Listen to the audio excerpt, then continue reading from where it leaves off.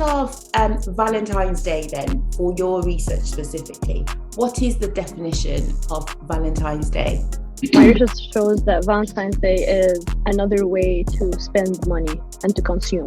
So in Kuwait, the more extravagant the gift is, the more it shows that I care for you or you're an important person in my life. Hello, Roni, and thank you so much for joining me on Ph.D. Hard Talk. How are you today? I'm fine, thank you. How are you doing? I'm very well, thank you. Could you please introduce your research to the audience? First of all, thank you for having me and for your time this morning. My name is Rawan Dbaibou, but yeah, I go by Roni. A lot of my friends and family call me Roni.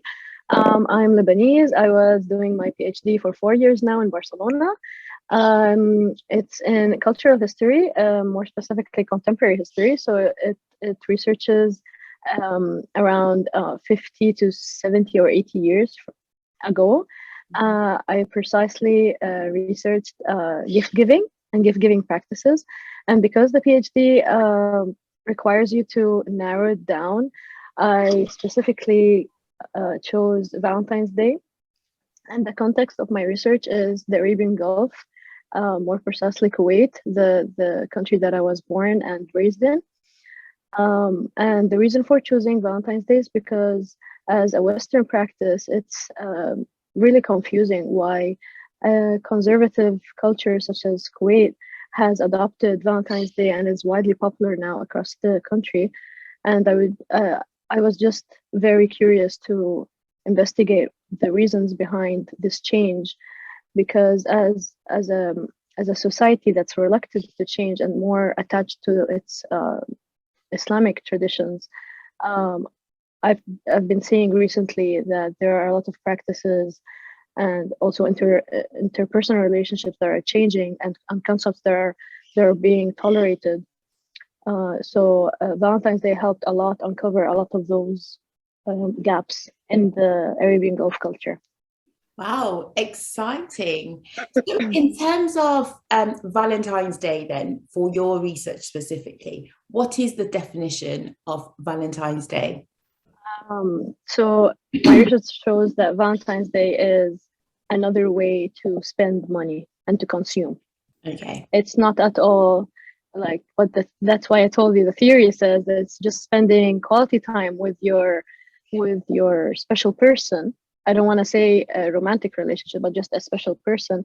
But in Kuwait, it seems that the majority of my informants agreed that it's just another day for businesses to take money or help you spend money, attract you to consume more products, and have an overload of objects in the house in your life, and to exchange those gifts with other people. Okay. So in terms of religion then in Kuwait, is it a practice to have something similar to Valentine's Day in terms of exchange of gifts, or is that not a norm from a religious perspective?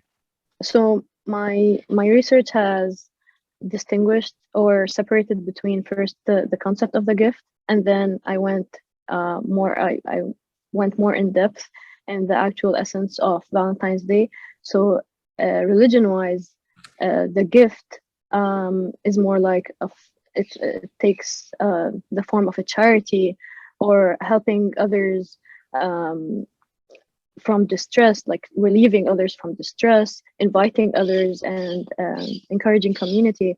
And usually in religion, it's as simple as a kind word or an act of a gesture of generosity. And then I reflect a lot about what the prophets used to say, or how they used to act. And then when I was studying Kuwaiti culture, it was nearly completely the opposite in terms of the material worth of the gift. So in Kuwait, the more extravagant the gift is, the more it shows that I care for you or you're an important person in my life. So as I said, this study just helped me find the gaps in terms of religion and then tradition. And then I concluded that tradition is not at all religion. It's just the way that we were brought up to believe that that these society standards and expectations are the way that we used to act. But then when we look at religion, it's not at all, it does not encourage a spendthrift society.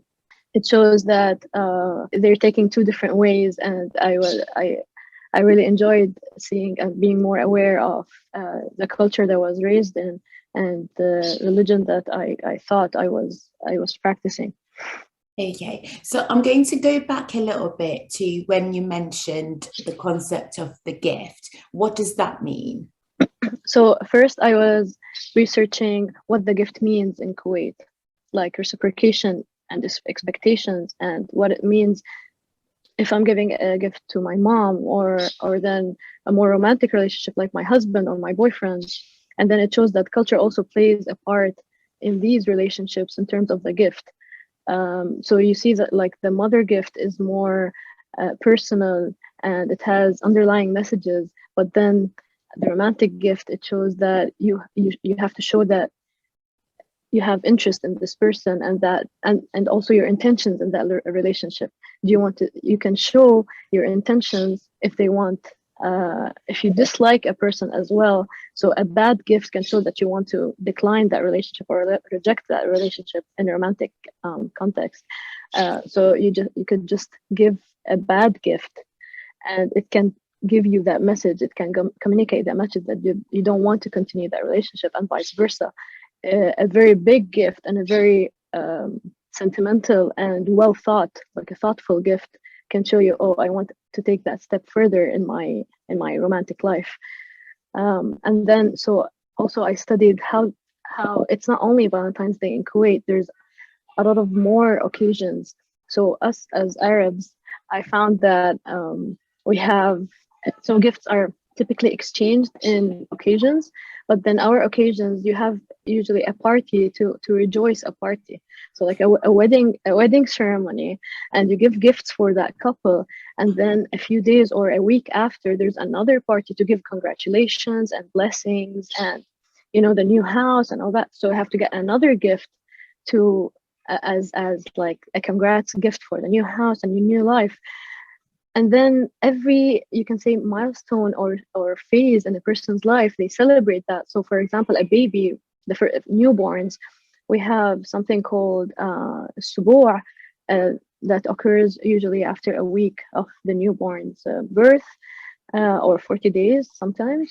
And then there's and typically there's sacrifices like sheep, animal sacrifices. And then in some cultures, like the Lebanese culture that I'm from, there's also a party to celebrate the appearance of the first tooth, and then of course a celebration of going off to school or graduating college. And always after the college, of course, after the college graduation, there's another party for only friends and family, where you bring a cake and you celebrate that. So you keep on giving gifts, and it's very interesting how culture, there's a lot of reasons why you should exchange gifts for the simplest occasions in a person's life.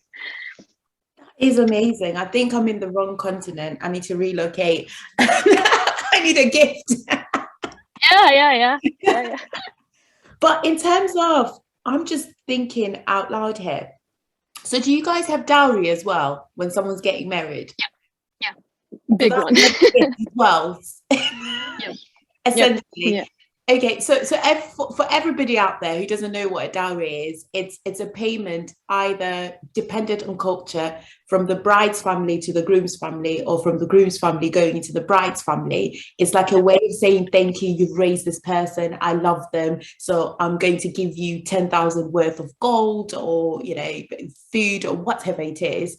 And it's a cultural thing that's there in different parts of the world. So hence why I asked, because I'm thinking of the money that's being spent. Essentially, it sounds like a lot. So going back to your research, then you've mentioned that you're Lebanese and you're from Kuwait. So in terms of the religion then in Kuwait, for example, for Lebanese people, when you're practicing from a religious background, is it the same as all the subgroups that are in Kuwait, or are there differences that are linked to religion and tradition and ethnicity? Yep. Okay. So also part of my research was showing that there's no pure Islam. It means there's different versions of Islam in many countries. So like Asian countries, they have like Muslim majority Asian countries, like Indonesia, for example. They have different ways of practicing Islam than Arabian Gulf countries or Middle Eastern countries like Lebanon or Syria, and then also African countries. Different representations of Islam in Africa compared to the Arabian Gulf and then the Asian Muslim majority communities. And then my research showed that it's because the different civilizations and then history of that country. So let's take Kuwait, for example. It's a fairly new country, if I might say, in terms of only its independence from Britain was only in the 1960s, and from its colonization of Britain and its liberation from the Iraq wars only 30 years ago. So it's a fairly new country, still like exploring the ways of how it wants to represent itself in terms of its doesn't want to relate more to its proximity to Iran and Saudi Arabia in Islamic terms, or it doesn't want to look more flexible and tolerate other concepts like Valentine's Day and Halloween and gender reveals that are all practices that really were just taught from, well, mainly the media, the social media, and then globalization, the TV, and just more awareness and exposure to this information. And you realize that it's because also the makeup of the country, the majority of the population in Kuwait, they are Muslims. But when you look at, for example, also a Muslim majority society like Jordan or Egypt, you find there are a lot of other religions like Christianity and Judaism, and that also affects the culture. So me as a Lebanese, and I study this as well, being a third culture like immigrant child, I cannot find that I'm very similar to my cousins who were born and raised in Lebanon in terms of, for example, dress code, relationships, just like behavior, and how like the society in Kuwait shows you that it's more of a conservative, that the girls don't go out. There's a lot of emphasis on Islamic traditions and mosques and just practicing those obligations. I concluded that we cannot just say this is Islam and that's it, because it's like saying this is Christianity and that's it, or like this is an Arab country. It's like saying this is whole of Africa. Just generalizing into one country or one region, this is Africa, but then you see that South Africa is nothing like North Arabian countries, Africa. So you cannot just say Islam is one, because you can't do that for every other concept in life. Interesting. So in terms of, you've touched on traditions, culture, and the complexity of marrying ideologies together and how that may be challenging in terms of Kuwait. So what was your chosen methodology for your research, and why did you choose that methodology? So because my research has a lot of delicate concepts like religion and then intimate relationships, because Valentine's Day encourages like romantic relationships between boyfriend, girlfriend, or these little these little relationships we have with other people, and then also satisfying our elders or our parents. The research method I chose was to interview people one-on-one, so in-depth interviews, and I realized this helped them it helped relieve them from their inhibitions or their, not, I don't want to say secrets, but it's like their insecurities that they can't say out loud in front of their parents or brothers, and because we live in a male dominating society, if you reveal that you're open to date or to have a romantic relationship outside of marriage, this might have a lot of critical, criticisms. So I thought one-on-one could help avoid peer pressure and incorrect answers. So I interviewed around 46 people from different ages. So from teenage years till my eldest informant was 87. And that showed also changes of ideas in terms of history. So I also asked like what the gift was, or the definition of the gift 50 years ago or before the liberation of Kuwait, and what the gift is today in today's society. And then I found that, in fact, 50 years ago, it related more to the gift concept in Islam. So it was more simple, a kind word, a gesture, a homemade cake, very, very simple things. Where in terms of today, in a more globalized society, it's more exaggerated and expensive. Okay, that is quite interesting. And what made you think that 46 people is enough for your research? I mean, that sounds like a small number to me. Yeah, it is. Why was it enough for your research? It wasn't enough. Actually, I was aiming towards 80 people or 70 people. But because of the conservative society I was interviewing, it's not very easy to approach people and ask them these questions. Also, because the general conception of Valentine's Day is that it's a silly, frivolous, occasion, and they don't really want to talk about it. But Valentine's Day, as I said, helped uncover a lot of misconceptions about religion, about dating, about women and their empowerment.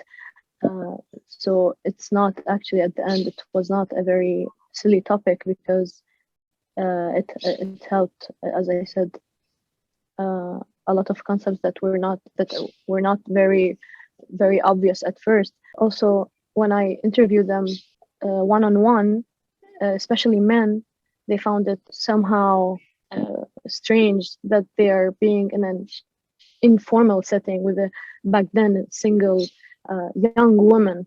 So they usually say, no, I would not sit with you in Starbucks or whatever and talk to you.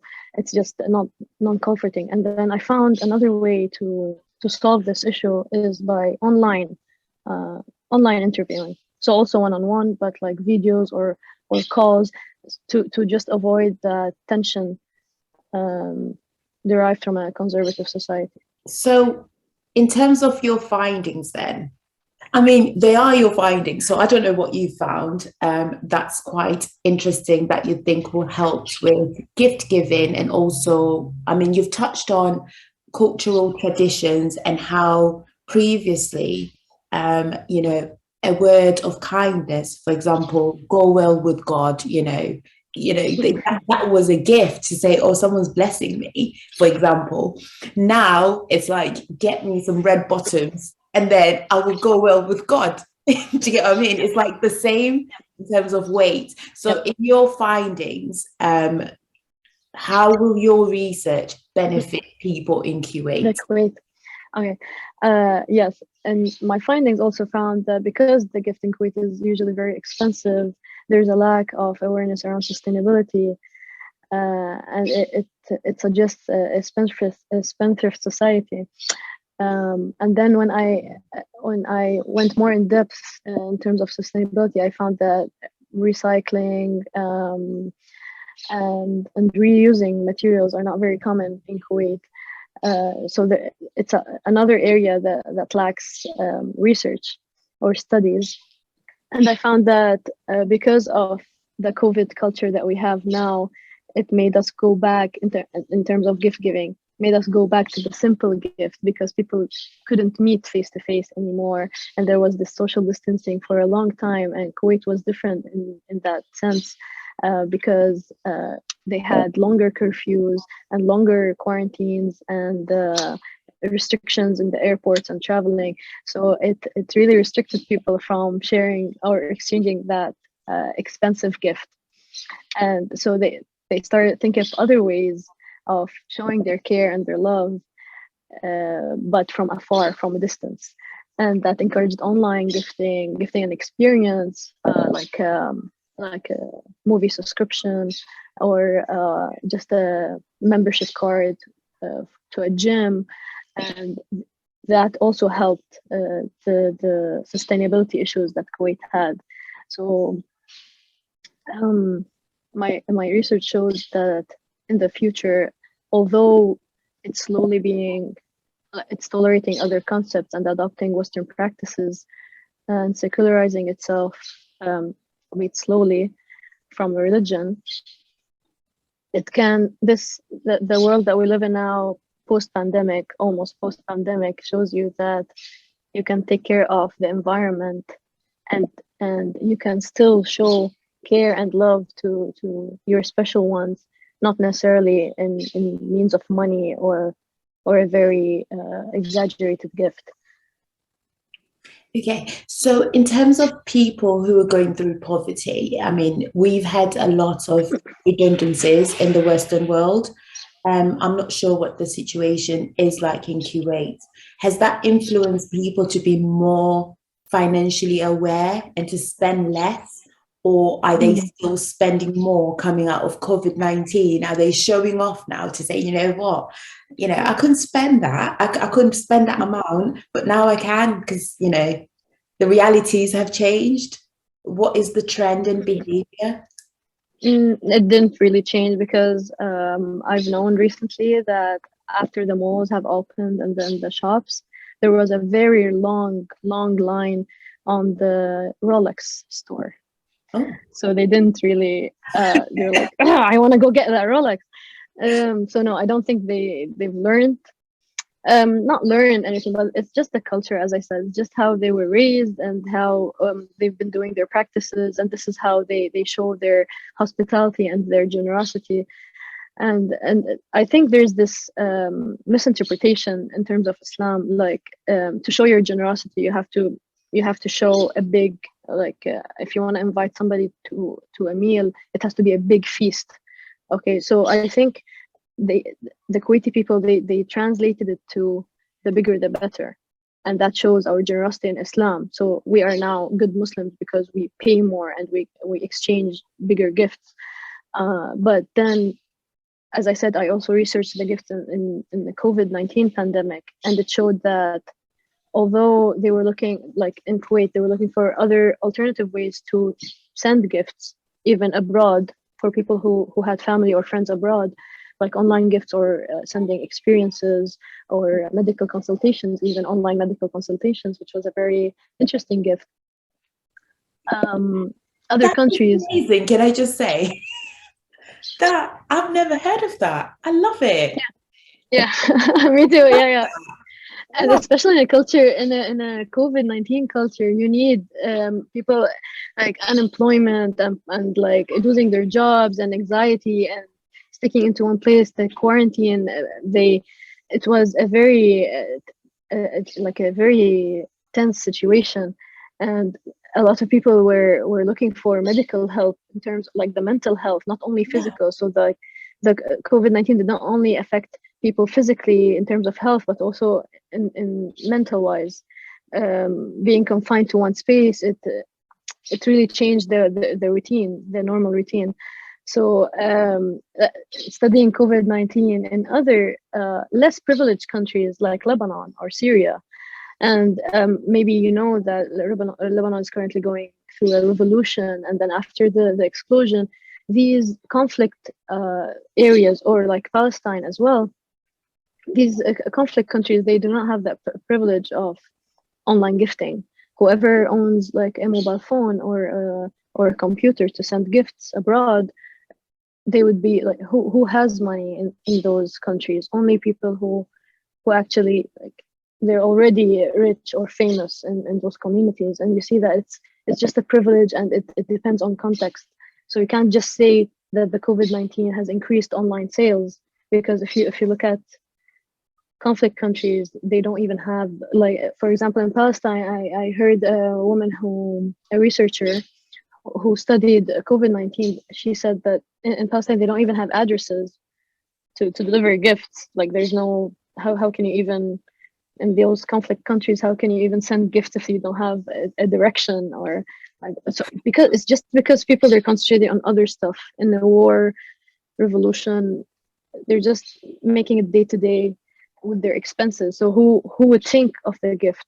It's just like a war situation. And then also the research showed that war situation or conflict countries, they go back to the simple gift, which is the gift, the concept of the gift in Islam. So just how can I help my brother or my sister when they don't even have food in their house? So it's by bringing them a sugar packet, what is it, a box of sugar, or food, or a homemade cake, or something, just to elevate their spirits, to cheer them up. I mean, I'm just thinking, so in terms of, for example, you've just mentioned they don't have a PO box, they don't have a postcode. When we look at Islamic culture, would prayer be a gift to say, I will pray for you? Is that something that could be done? Yeah, that's how simple it can get. You can only give blessings to the person, and that's already a gift, because they say like nothing goes unseen by God. Mm-hmm. So maybe the prayer is received and then also acted upon, and then you elevate that individual from his poverty or from his situation only because you have sent prayers to him. So what kind of prayers? Is it a prayer to say, God keep you, or is it God keeps you when you make it to heaven? What kind of prayer is it? Is there a specific prayer, or is it just the blessings of God? It can be very general, like just like God help you, or God give you patience to just go through and come out of your situation. But it can also be specific if you know that person personally. Like if they're looking for a job, or their son is sick and they want just prayers to cure it, like to get out of sickness. So it can also be specific, like I wish your situation becomes better and your son is healed. And so it depends on or you can also send blessings or prayers to an entire community, like for example Palestine. I hope they are liberated or something, and just as general. And you can be liberated from your house, you can be liberated from the country, you can be liberated from yourself. So it's just like a general prayer.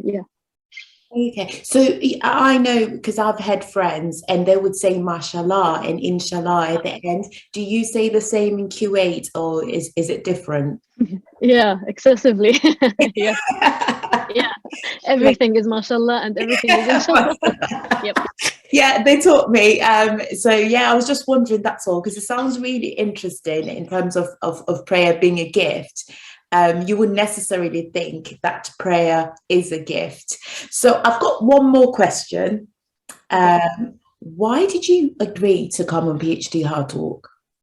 This entire PhD journey, I just felt throughout this whole time that there's a lack of awareness about doing a PhD. Everybody inspires or aspires, to do better, and they feel respected because they have advanced in their careers or their education and their achievements.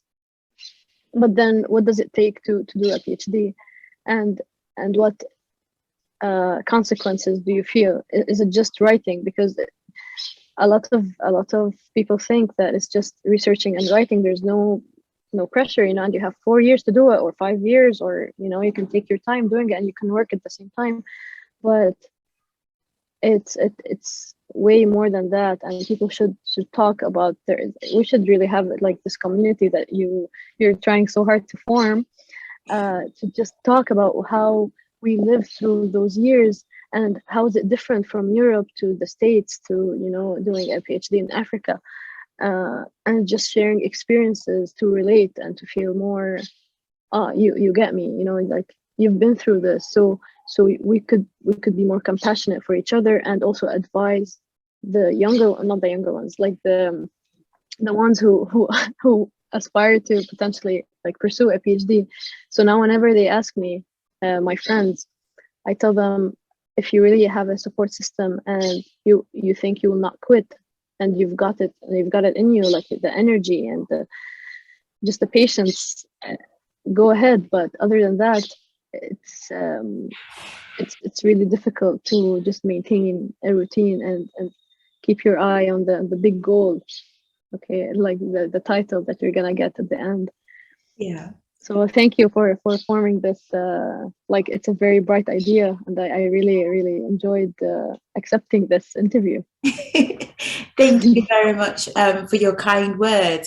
Now, in terms of women who are conducting research, what advice do you have for them? And a woman will start from the age of 18, because that's when you start to make decisions, you know, and you still ask for advice in terms of those who are around you. So what advice do you have for them when it comes to future, career, PhD, and awareness of your environment? I think just like focus on yourself, because nothing else matters. Not the husband, not, you know, your boss, yourself, and that's it.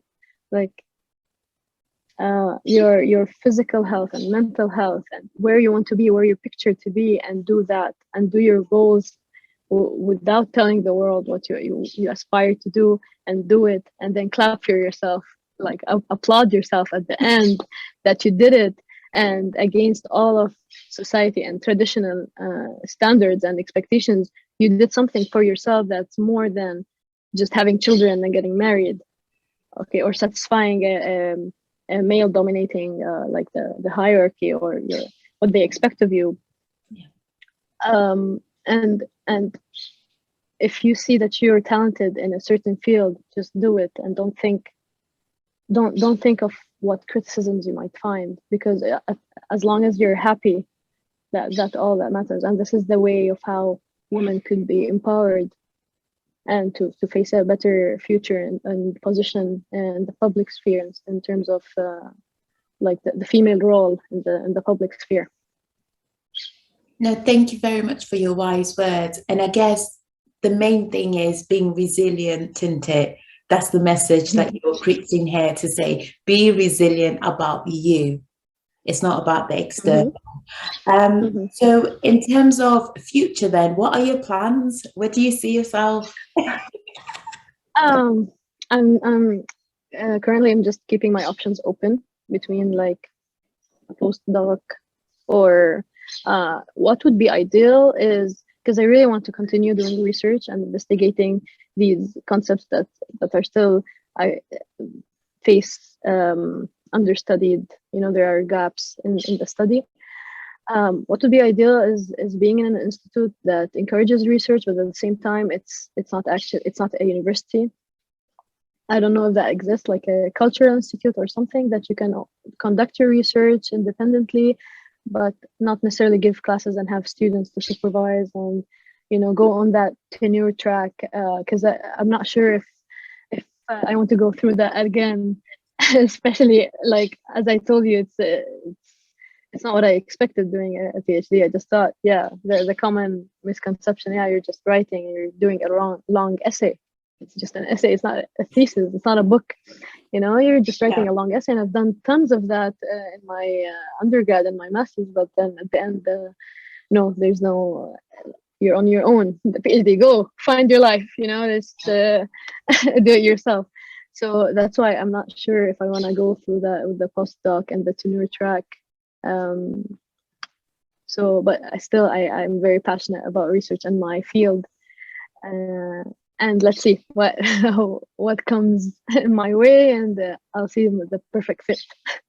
Okay, I like what you've just said, but then I'm just thinking, put on your entrepreneurial hat and start your own. Exactly.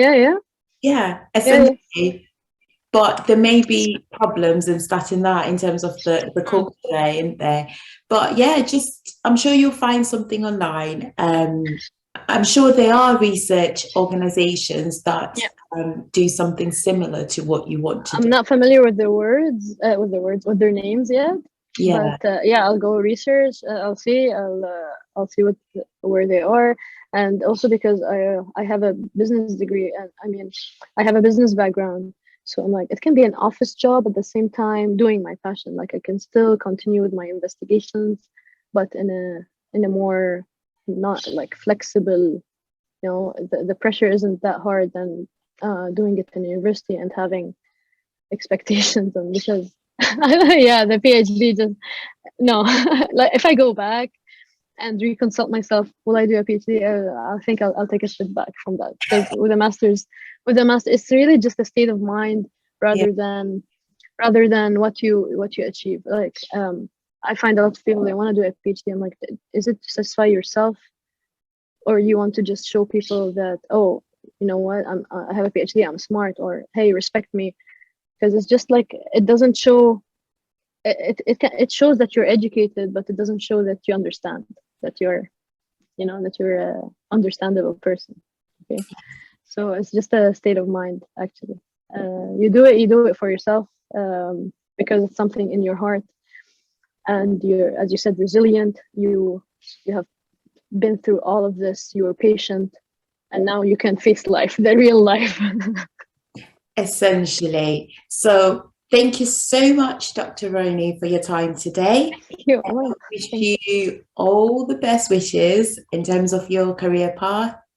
And remember, it's project dissemination to the world. Let's get our voices heard when it comes to our research, trials and tribulations in research, and getting that title. It is a heavy title to carry, and it is worth it in the end. And we need everybody to understand why we conduct the research that we do. And Valentine's Day is marketed globally, isn't it? When it comes to gift giving, and people spend loads and loads of money to show how they appreciate people, be it in relationships or friendships. And like you've just educated me today, a shitty gift, excuse my language, a crap gift, we'll edit that out. A crap gift. Oh yeah, you're right. I wish I could write that in my, like, yeah, but no, I had informants say, oh, Valentine's is a piece of shit. I'm like, yeah, I can't write that in my thesis, man. It's so unprofessional. What did I say? Bloop? How do I just censor it out of my thesis? No, I just said it's bad. But yeah, it's true. It's so true. Yeah. I was trying to get the words, and I was like, oh, no. So a gift that is seen to be less appealing to the eye does not encourage love or a sense of Thanksgiving from your cultural research. So in terms of that, we'll say thank you again and have a wonderful day to everybody that's watching, or a wonderful night or afternoon. Thank you. So thank you. Yes. Thank you. Thank you, doctor. Thank you, Noma.